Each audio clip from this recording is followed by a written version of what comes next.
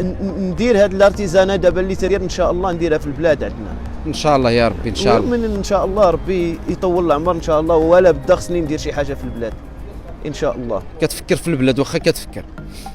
خويا انا كنشوف الدموع في عينيك السي حسن، كتشوف الدموع في عينيك. البلاد ديما البلاد هي كل شيء.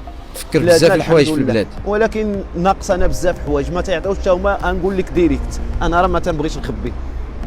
الناس اللي في الارتيزانه، اللي تصايب الجلد ولا اللي تصايب الفخار ولا اللي تصايب العود، مساكن ضايعين بزاف، راه ما عاطينهمش القيمه. خصهم هذوك هما اللي تيجيبوا توريست للبلاد، هذوك هما اللي خصهم يتعاونوا معاهم، هذوك هما الناس اللي خصهم يدعموهم، هذوك هما الناس اللي خصهم يعاونوهم. علاش الناس تجي؟